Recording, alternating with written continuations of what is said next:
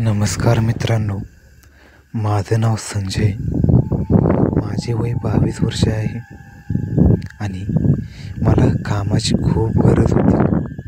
कारण माझे बाबा मागच्या वर्षी वारले होते आणि आईची आणि बहिणीची जबाबदारी माझ्यावरतीच होती.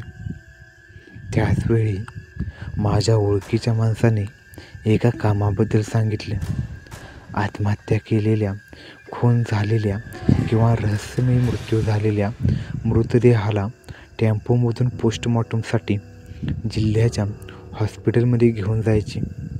मी कसलाही विचार न करता लगेच तयार झालो, कारण त्यावेळी मला पैसे कमावणे खूप गरजेचे होते. त्यांनी एक साथीदारही सोबतीला दिला होता. राजेश नाव होते त्याचे. आम्ही दोघं मिळून हे काम करायचो. साधारण 2 वर्ष आम्ही हे काम केलं. कधीकधी अवस्था खूप वाईट असायची. कुजलेली आणि अतिशय विद्रूप झालेली मृतदेह न्यायचो. त्या रात्रीही PSI साहेबांचा फोन आला की एका गरोदर बाईचा मृतदेह पोस्टमॉर्टमसाठी न्यायचा आहे. तसेच मी निघालो. तिथे गेल्यावर कळले की 2 दिवसांपूर्वी तिने विहिरीत उडी मारून जीव दिला होता. ती 9 महिन्याची गरोदर होती आणि गावकऱ्यांना 2 दिवसानंतर तिचे प्रेत विहिरीत सापडले होते. आम्ही कसेबसे तिला बाहेर काढली. 2 दिवस पाण्यात राहिल्याने त्वचा पूर्ण सडून गेली होती. चेहरा विद्रूप झाला होता आणि पोटाला अळ्या लागल्या होत्या. तो मृतदेह पाहून मी पहिल्यांदा भयभीत झालो होतो. तो घाणेरडा उग्र वास सहन होत नव्हता. तरीही कसेबसे आम्ही तिचा मृतदेह टेम्पोमध्ये ठेवला.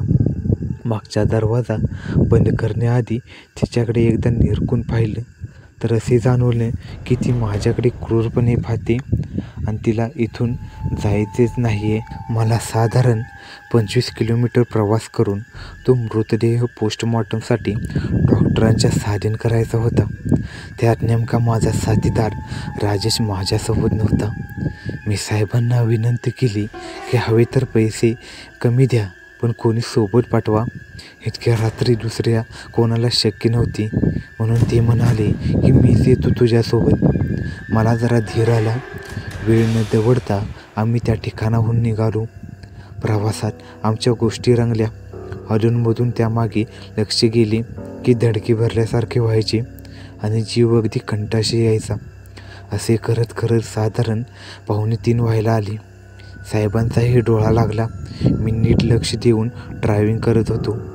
सगळे ठीक आहे की नाही हे तपासण्यासाठी मी मागे वळून पाहिलं आणि माझी भोपडीच वळली.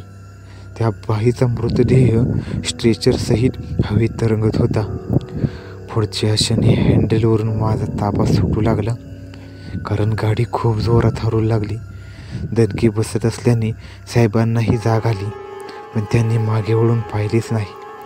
आम्ही दोघेही देवाचे नामस्मरण करत होतो.